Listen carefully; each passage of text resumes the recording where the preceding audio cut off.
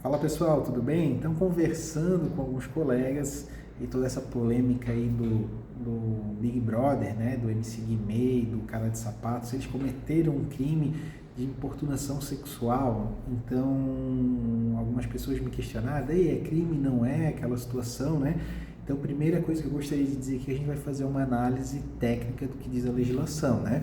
Eu não estou falando aqui minha opinião pessoal, porque eu sou a favor daquele tipo de ato, né? Ou que eu acho que aqueles atos eles não devem ter uma punição, não é isso. Eu vou fazer uma análise pura da legislação e da doutrina sobre o que é esse ato de importunação sexual ou não. Então, a primeira coisa que a gente tem que ter em mente, para uma pessoa ela ser condenada criminalmente, seja lá por qualquer crime, a conduta dela tem que se encaixar perfeitamente no que diz a legislação. No processo penal, no direito penal, a gente não trabalha com analogia para incriminar alguém, né?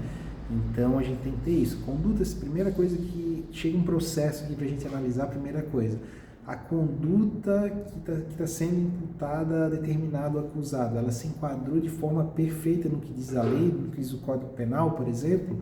Essa é a primeira coisa que a gente analisa. Então, falando em importunação sexual, que é o crime previsto no artigo 215, a página aqui, 215A do Código Penal, que ela diz o seguinte, né? Importunação sexual é praticar contra alguém e sem sua anuência ato libidinoso com o objetivo de satisfazer a sua própria lascívia ou de terceiro, reclusão de 1 a 5 anos. Então é isso que a gente tem que ver. Então vamos lá, vamos ver se aquela conduta ela se encaixou perfeitamente aqui, a conduta que eles cometeram se encaixou perfeitamente aqui no que diz o Código Penal, a legislação, né? Falando em importunação sexual. Então, praticar contra alguém e sem a sua anuência. Então, beleza, eles cometeram atos lá, né? Sem a anuência da moça lá que está participando, eles praticaram alguns atos. Beleza, essa primeira parte se encaixou, né?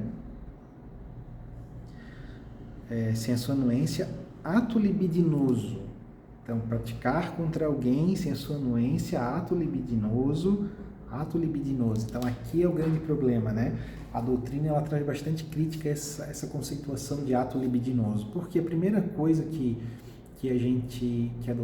a lei ela não ela não especifica o que é o ato libidinoso, ou se esse ato libidinoso existe uma graduação. Por exemplo, passar a mão na moça ali, como eles fizeram, né?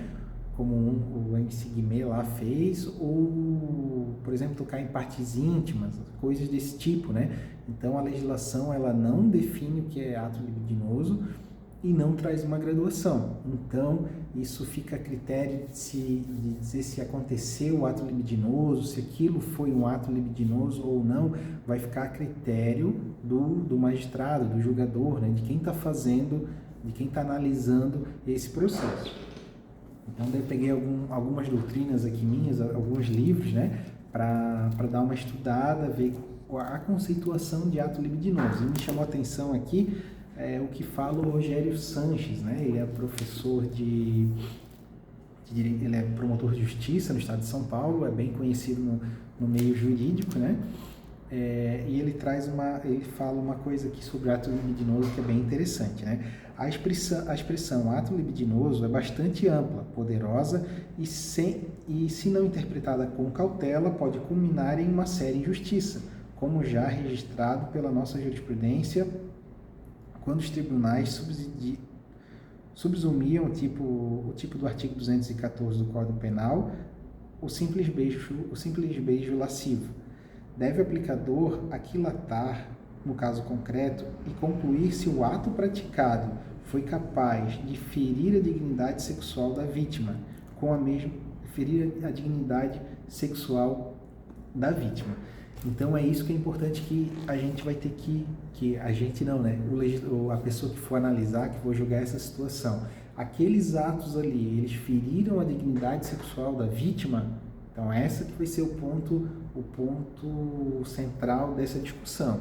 Então, tanto a polícia como o magistrado, se esse processo chegar a ser julgamento, né? Chegar a ser encaminhado para o Poder Judiciário, a palavra da vítima ela vai ter uma relevante importância para definir isso aqui, se aconteceu esse crime ou não. Se ela falar, foi um ato, foi alguma coisa chata, foi uma situação chata, mas sei lá, tudo bem, aconteceu, não me causou constrangimento, tudo certo, né? Não existe o crime. Caso ela diga que sim, que foi uma situação que causou constrangimento nela, constrangimento sexual, ela se sentiu constrangida, o crime, na minha opinião, ele fica caracterizado. Então é importante isso, né? Primeira coisa, a conduta ela deve se adequar perfeitamente ao que diz o Código Penal. Então beleza, ela teoricamente se adequou.